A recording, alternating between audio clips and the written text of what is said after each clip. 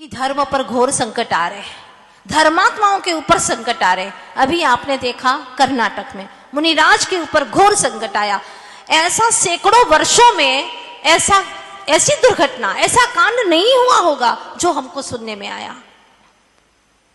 अभी राजस्थान में हुआ, चाहे हमारे श्वेतांबर भाई हो चाहे दिगंबर भाई हो, अब तुमको जागना होगा और एक ऐसी यूनिटी बनानी होगी, क्योंकि सब जैन साधु साध्वी आर्यिकाएं हैं।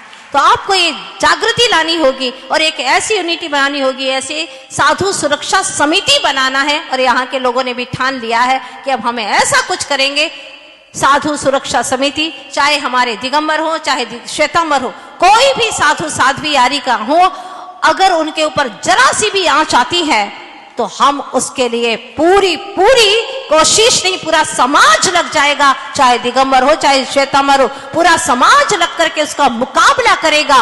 और एक बार अगर सारी समाज इकट्ठी हो गई, एकजुट हो गई, तो फिर किसी की इतनी हिम्मत नहीं है कि इस तरह के वहां हमारे साधु संतों के ऊपर उपसर्ग कर सके, इतनी हिम्मत नहीं हो पाएगी। तो आज आप सब लोगों को जागना बेहद जरूरी है। आज ये हुआ, कल वो हुआ, फिर ये होगा। कहां तक आप लोग इस तरह से बातें करेंगे? अब बातें करने का समय नहीं है, अब रचनात्मक कुछ कार्य करने का समय आ गया है। बातें करते हैं एक दूसरे से और मैसेज आता फॉरवर्ड कर लेते हैं, लेकिन होता जाता कुछ भी नहीं है। अब जागो, जैनियों, जागने का अवसर आया और तुम सब जैन हो, और सब जैन हो तो एकजुट होकर के कार्य करो।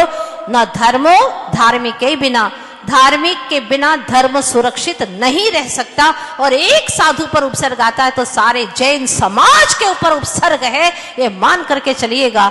तो सभी लोग जागे और ऐसी कोई कमेटी बनाए जिससे कि हमारा जिनत्व सुरक्षित रहे, हमारा जैनत्व सुरक्षित रहे। और इसके लिए आप ही कर्णधार हैं। जो आप लोग कुर्सी पर बैठे हुए उन तक आवाज पहुंचा सकते हैं, हम लोग आपसे कह सकते हैं और आप लोग वहां तक पहुंच सकते हैं। इसलिए जागो और कुछ करके दिखाओ।